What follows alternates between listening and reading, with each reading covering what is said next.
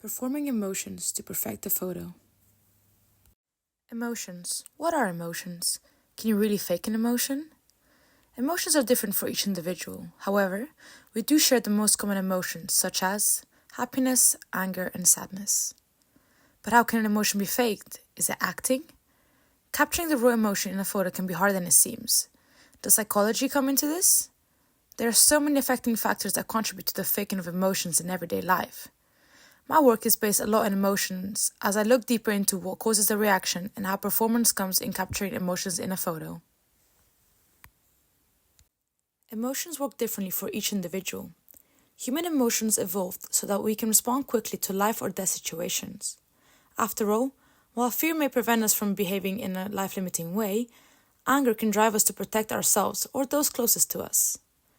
Emotions differ from motivation regarding their expression. For example, happiness and anger have psychological responses such as increased heart rate and sweating, not shared by motivation. Advanced brain scans have identified two potential areas engaged in regulating and managing our emotions. Brain is also underpinned by complex chemical activity. Our emotional responses are entirely driven by hormones such as adrenaline, testosterone, and cortisol. Arnold Newman talks in his practice how difficult emotions have interesting skills.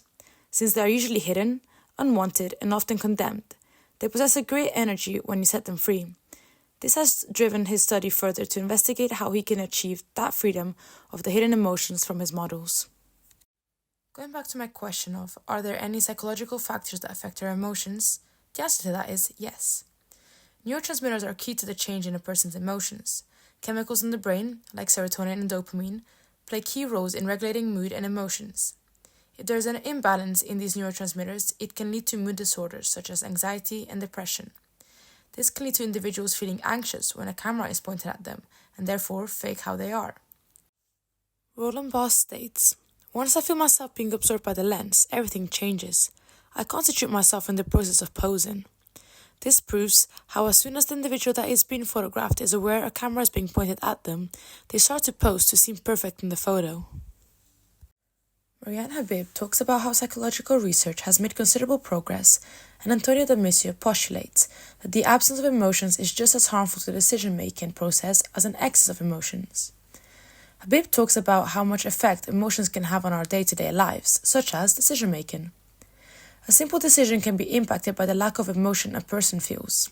This means if there's an imbalance in the neurotransmitters and the individual is feeling anxious, they might feel different towards the decision as if the neurotransmitters were balanced and the individual was feeling normal. We can easily fake doing something, but can we fake our emotions, how we react, how we feel?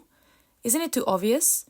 Fake emotions are feelings and expressions that are not genuine or authentic.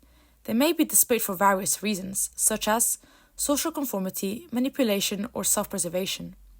Fake emotions can be expressed through facial expressions and body language. Some may argue that they are like performed emotions. The difference between fake emotions and performed emotions is that performed emotions can be genuine in the sense that the individual is intentionally expressing emotions for a certain purpose. Individuals may consciously adopt certain emotions or expressions to convey a particular message. Arnold Newman has conducted a study in his book, One Mind's Eye, where he worked with individuals to achieve the best portrait photograph that showed the purest emotions from the individual. He tries to achieve that perfect performed emotion, but letting it be expressed completely naturally. This is a long and trusting process between the photographer and the model. His work is almost arguing that not all portrait photos have the model faking an emotion or facial expression, and he proves to us that you can achieve a raw emotion in a portrait as long as you approach the work in the right way, as written in his study in his book. Staging a photo is most commonly done by news reporters and photographers to make the photo more engaging and fit more with the script in news.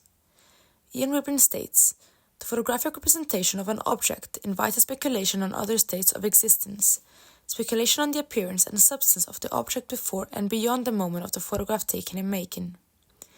Ian talks about how what is seen in a photograph can be questioned, as it may not be like that before the photograph is taken and after the photograph is taken. He talks about how photographs are staged and performed. In this citation, he says that with a photograph there is always a speculation when it comes to looking at the photo once it has already been taken.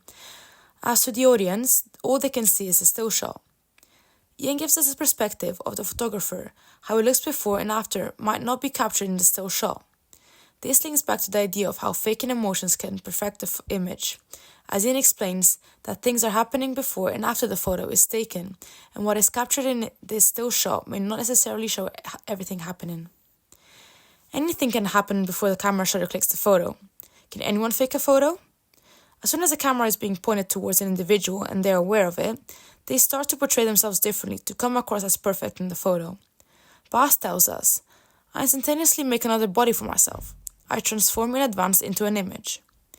Bart explores how we change once the camera is pointed at us. He states, once I feel myself being observed by the lens, everything changes. I constitute myself in the process of posing. This posing is a form of catfishing the audience, making the individual seem better or perfect to the audience. Hiding the true self, the real you, has become a norm in today's society, as fake and edited photos are commonly found on social media these days. The term pose for the camera is commonly used by the person behind the camera to make the individual being photographed aware that a photo is being taken. There is nothing natural about the photo. It wasn't taken while the individual was unaware, but while they were posed for the camera.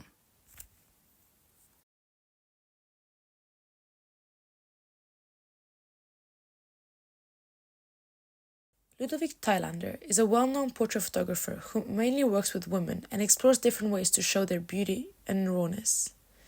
This particular set of photos shows a fragile part of life, being upset and hurt.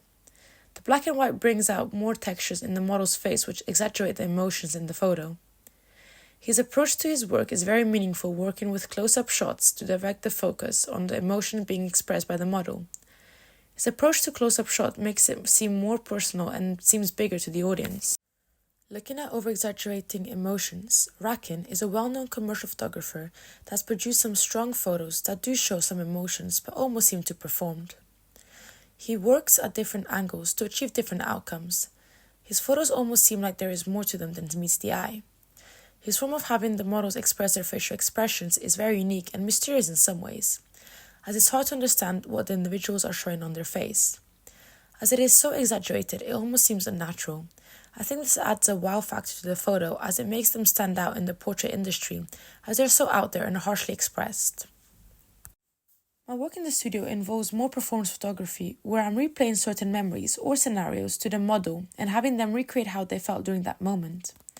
I apply the technique of less interaction with the model to allow them to relax into the space and get a more effective photo as a result. This is a technique Arnold Newman uses in his study. I have worked with paints to draw an emotion on the model just to show it was performed and put there on the individual. By making some of my images black and white, the textures stand out more to almost show an exaggeration of a certain emotion. This works alongside the psychological side of emotions, where the brain can affect how strongly someone's emotions can appear and how the brain can impact someone's emotions. In my current practice, I'm applying Arnold Newman's technique of achieving the rawest emotion from the subject by either not being present in the room when the photo is taken or taking the photo when the person is unaware. I have found it quite challenging to capture this raw emotion as it has to be captured when the subject is unaware and oblivious to the fact that there's a camera pointed at them.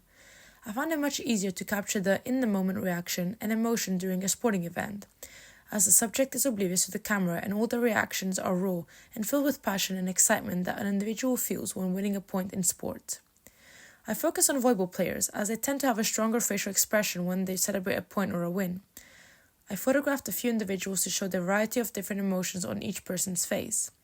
This was to show how each individual has their own unique expression to their feelings.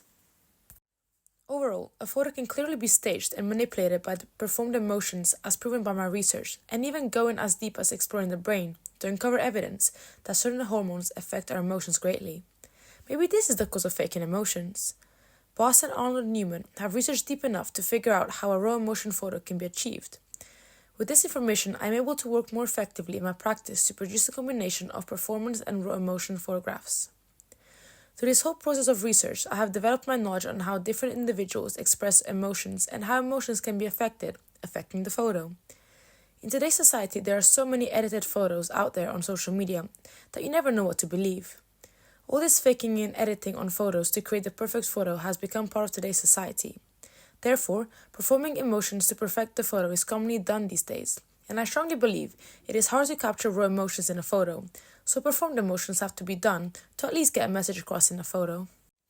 Continuing in my practice, I will be displaying my work in bigger selections of photos to show a comparison between emotions of each individual. This will show the audience how each individual expresses emotions differently. My approach to my practice will continue to be meaningful and finding ways to best show the individual in the photo.